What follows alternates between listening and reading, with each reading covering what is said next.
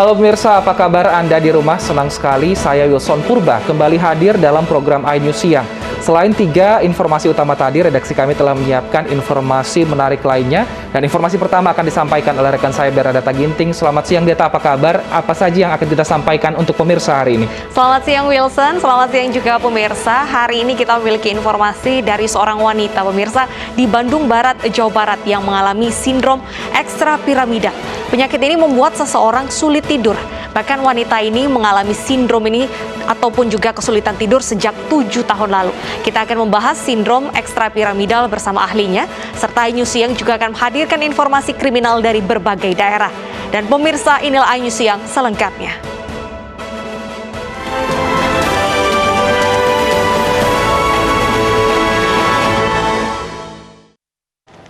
Kita awali informasi hari ini dari sekelompok preman yang berupaya mengosongkan rumah yang ditempati seorang nenek bersama 3 cucunya. Sempat terjadi adu mulut, suasana mereda setelah warga meminta persoalan rumah tersebut diselesaikan di pengadilan. Saya kandung kerja siapa? Jangan banyak bicara. Ibu, proses apa yang belum ada? Jelaskan, proses apa yang belum ada? Jangan kau marah-marah. Nah, proses apa yang belum ada? Tanya dirimu.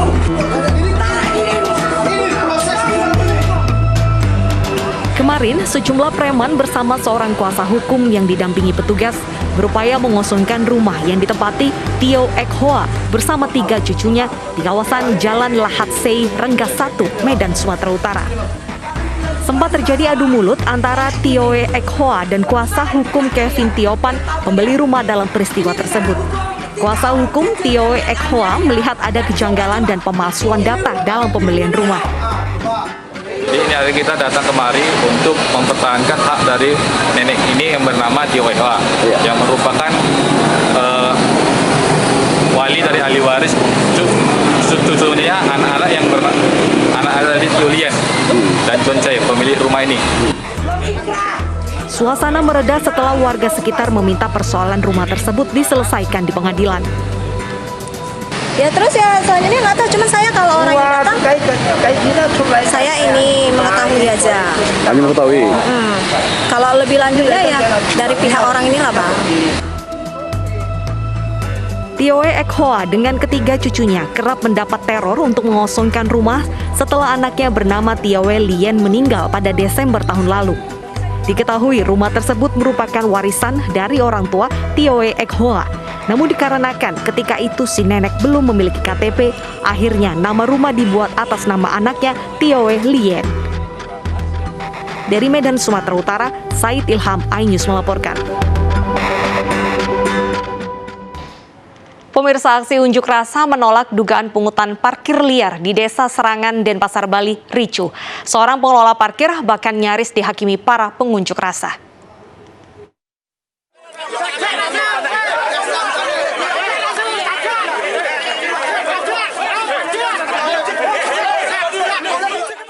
Seorang perwakilan pengelola parkir Perumda Bukti Praja Sewaka Dharma di Denpasar, Bali, nyaris menjadi bulan-bulanan warga. Pria ini diburu warga saat unjuk rasa menolak dugaan pungutan parkir liar, namun akhirnya berhasil dievakuasi petugas. Warga menolak keberadaan portal parkir yang digunakan untuk memungut tarif parkir saat memasuki kawasan Desa Serangan. Menurut warga, Desa Serangan bukan objek wisata.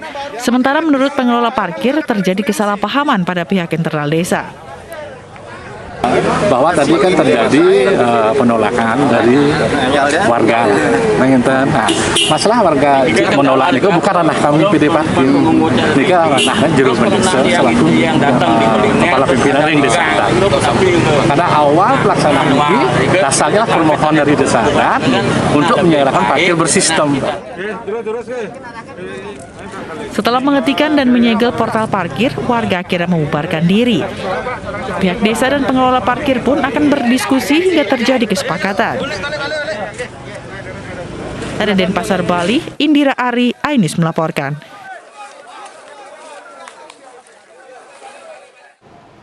Seorang sopir ojek online di Pelabuhan Ratu, Jawa Barat menjadi korban begal. Korban juga ditusuk 13 kali di bagian perut dan dada.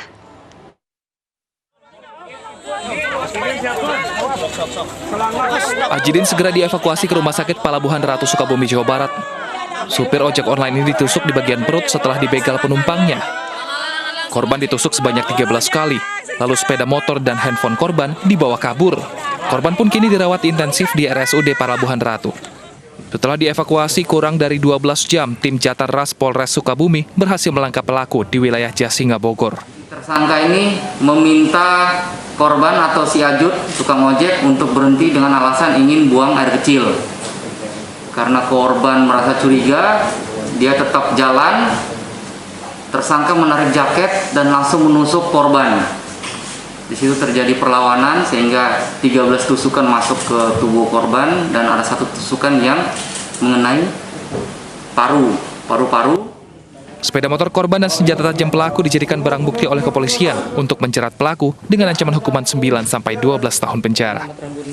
Dari Sukabumi, Jawa Barat, Budi Setiawan, iNews melaporkan. Tengah berhenti di bahu jalan untuk perbaikan, sebuah bus antar kota ditabrak sebuah truk tronton di Tol Jor Cipayung, Jakarta Timur. Akibatnya pemirsa, sopir bus dan 1 orang penumpang terluka.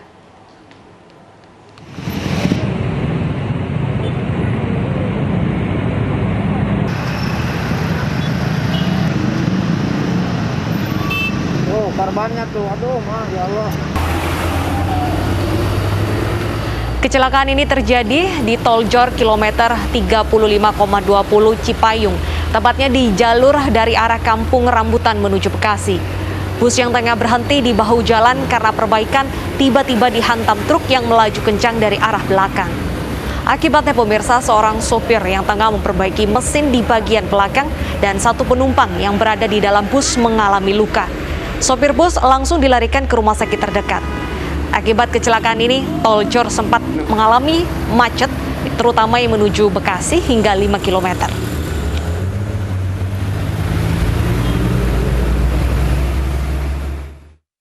Kita beralih ke Cilegon, Banten. Polres Cilegon masih menyelidiki penyebab pasti dari jatuhnya kren pengangkut material dan 3 pekerja PT Hydropower.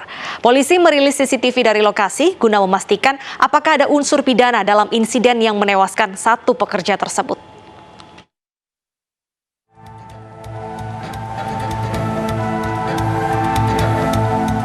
Salah satu tali pengikat kren yang mengangkut material serta 3 orang pekerja putus. Para pekerja terjun bebas menimpa bangunan di Dermaga 4 Pelabuhan Merak, Kota Cilegon, Banten. Polres Cilegon bersama tim Puslap Forma Mabes Polri langsung melakukan penyelidikan di area proyek tersebut. 5 orang saksi, termasuk pengawas proyek, telah diperiksa untuk mengetahui kronologis kejadian. Hingga saat ini polisi belum bisa menyimpulkan penyebab pasti kecelakaan tersebut. Kemudian nanti Puslapor akan melakukan penelitian, pemeriksaan terhadap sampel-sampel yang ada sehingga akan diketahui secara scientific investigation kira-kira penyebabnya apa. Setelah itu baru nantinya kami akan mengadakan gelar apakah ada tindak pidana ataukah tidak. Pada 31 Agustus lalu, tali kren yang mengangkut cor-coran seberat 2 ton dari atas mobil truk menuju tiang pancang terputus. Padahal kapasitas berat angkut tali kren seberat 7 ton. Ketiga pekerja PT Hydropower menjadi korban karena berada di atas baket coran yang diangkut kren tersebut. 2 orang terluka, sementara 1 diantaranya meninggal dunia. Dari Cilegon, Banten, Iskandar Nasution, iNews melaporkan. Seorang bapak tega mencabuli anak angkatnya yang masih berusia 12 tahun hingga hamil 7 bulan. Atas perbuatannya, pelaku terancam hukuman 15 tahun penjara.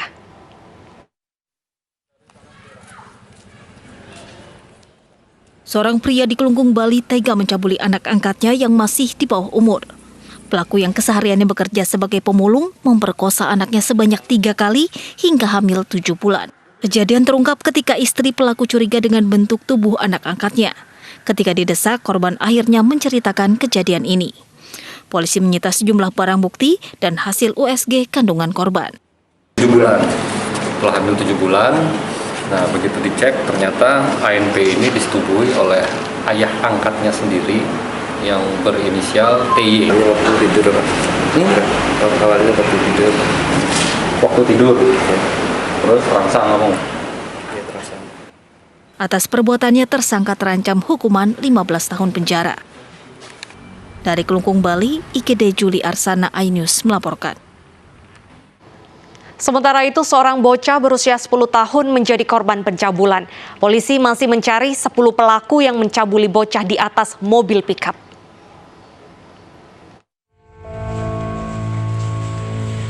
Sungguh malang nasib bocah berusia 10 tahun ini. Dia harus menanggung luka fisik dan beban psikis. Bagaimana tidak, ia menjadi korban pencabulan 10 orang pria. Kejadian bermula saat korban datang ke warung dekat tempat tinggalnya. Kemudian korban dipaksa naik ke dalam mobil pickup putih yang ditutup terpal. Korban yang duduk di kelas 3 SD ini ditelanjangi dan dipaksa melayani nafsu pelaku secara bergantian. Tidak hanya itu, kaki korban juga dibakar dengan menggunakan api rokok. Usai melakukan tindakan keji, pelaku menendang korban dari mobil. Ya, jadi laporannya diterima oleh Polrestabes. Kemudian saat ini penyidik sedang mendalami laporan itu, dan informasi hari ini yang bersangkutan dimintai keterangan atau klarifikasi terkait dengan kejadian yang menimpanya. Hasil visum nanti untuk kepentingan penyidikan tentu dari pihak rumah sakit akan disampaikan kepada penyidik. Kita tunggu nanti hasil visumnya bagaimana. Kasus ini pun langsung diselidiki pihak kepolisian. Sang anak ini mendapat pendampingan dan divisum di rumah sakit. Dari Medan, Sumatera Utara, Aminur Rasyid, iNews melaporkan. Untuk mengetahui perkembangan terbaru dari proses penyidikan terkait penculikan dan pencabulan yang dialami anak laki-laki berusia 10 tahun di Medan, Sumatera Utara, sudah bergabung bersama iNews Siang Bapak Irwansyah Putra Nasution selaku kuasa hukum korban. Selamat siang Pak Irwansyah. Selamat siang Mbak. Baik, Pak Irwansyah, sebelumnya kami turut berduka atas kejadian ini. Lantas bagaimana kondisi korban saat ini Pak? Ya, kondisi korban saat ini dari yang kita amati dan disampaikan dari pihak keluarga bahwasanya korban mengalami trauma. Korban sendiri tidak berani untuk tinggal sendiri dan sampai saat ini sudah 3 hari mengikuti ibunya terus kerja di lokasi kerjanya. Jadi ibunya itu kan kerjanya malam sampai dengan pagi atau jam 7 atau jam 8. Nah, si ibu korban ini ikut mengikuti ibunya karena memang dia tidak berani ketemu sama orang, tidak berani ketemu sama siapapun. Dan kalaupun kemarin itu misalnya datang ke Polrestabes untuk menjalani pemeriksaan, itu memang karena sudah dikuatkan oleh ibunya dan dikuatkan sama tim pengacara. Bahwasanya kita harus menuntaskan kasus ini. Begitu Mbak. Baik, jadi ada ketakutan ya, selain secara mental dan juga psikisnya terganggu, apakah secara fisik korban masih mengalami luka-luka akibat perbuatan pelaku? Ya, sampai sejauh ini Mbak di kaki sebelah kanan gitu, di kaki sebelah kanan itu ada bekas yang luka kena suler rokok, ya kan? Nah, untuk yang lainnya memang dari pengakuan korban ya, kita berdasarkan pengakuan korban karena memang kita dampingin korban setelah melaporkan ke pihak kepolisian.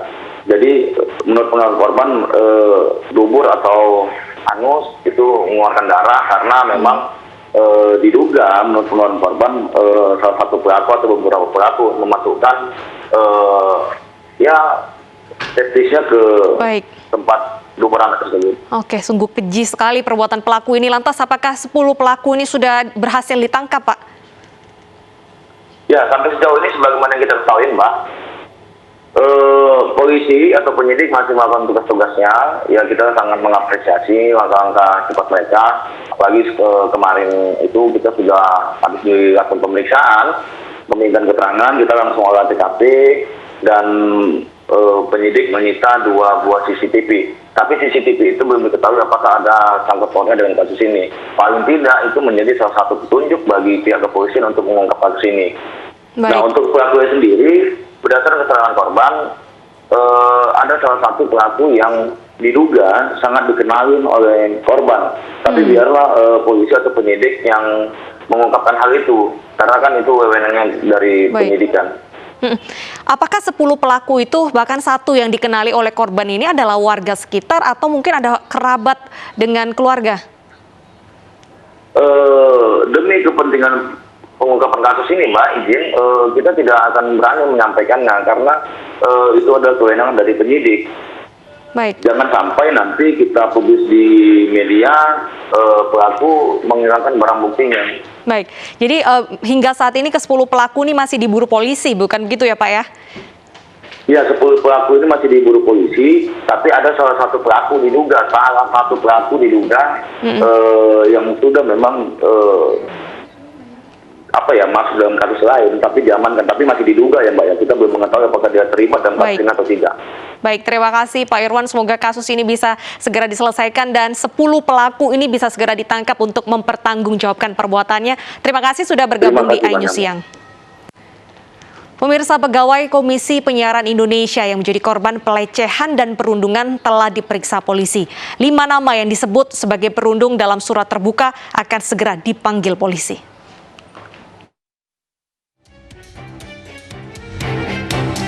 Dugaan pelecehan seksual dan perundungan terhadap seorang pegawai KPI belakangan ramai jadi perbincangan publik dari hasil pesan berantai yang diterima masyarakat. Dalam rilis pesan yang tersebar, korban mengaku dibully dan mendapat perlakuan tidak senonoh sejak tahun 2011. Korban juga mengaku telah mengajukan laporan kepada polisi, namun kandas. Merespon hal tersebut, Komisi Penyiaran Indonesia pun angkat bicara.